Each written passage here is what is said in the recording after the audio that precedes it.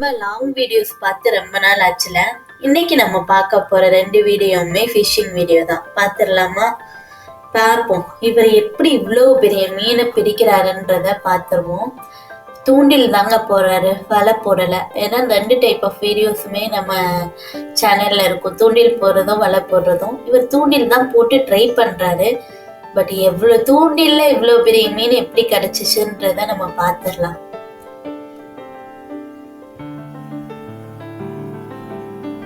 S, அவரால் control பண்ண முடியல. அந்த மீன் பிடிச்சி இழுக்குது. எடுத்து எடுத்து பார்க்கணும்னு நினைக்கிறாரு, அதனால எடுக்க முடியல.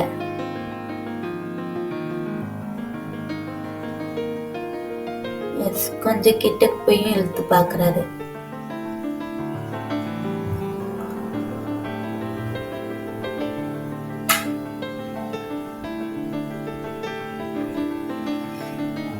அத போன்ல போட்டோ எடுத்து என்ன பண்றாரு, அப்போ என்ன பண்றாருன்னு கடைசியில எடுத்தாரா எடுக்கலையான்றத நம்ம பொறுத்திருந்து பார்ப்போம்.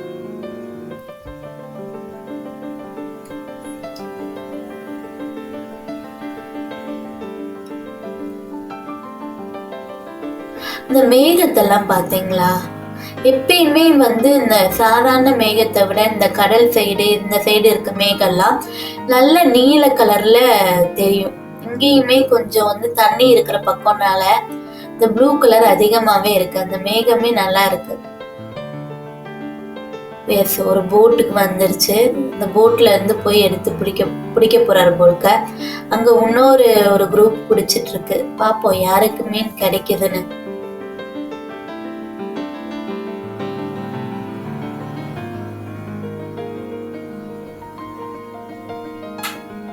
இது சிக்னல் காமிக்கிறாரு. எஸ், மாறிக்கிட்டார் போல்க.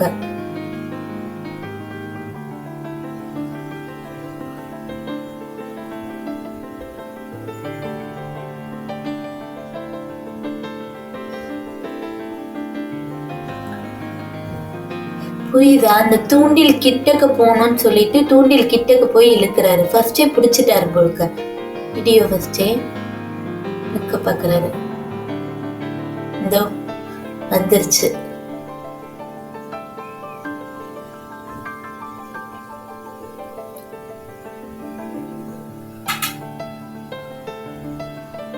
பெரிய மீன் தாங்க. எஸ், இவ்வளோ பெரிய மீன் நம்ம மற்ற வீடியோலாம் பார்த்தீங்கன்னா அந்த இறைய மட்டும் தூக்கிட்டு போயிடும். அதால பிடிக்க முடியாது. பட் இது மாட்டிக்கிச்சுங்க.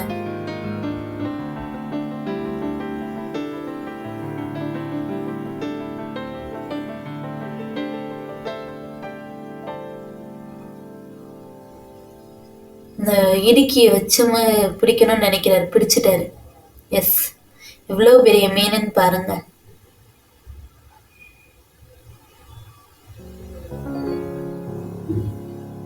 அந்த வாய் பாருங்க எவ்வளவு பெருசா இருக்குன்னு. எஸ், ரொம்ப ப்ரௌடா ஃபீல் பண்றாரு.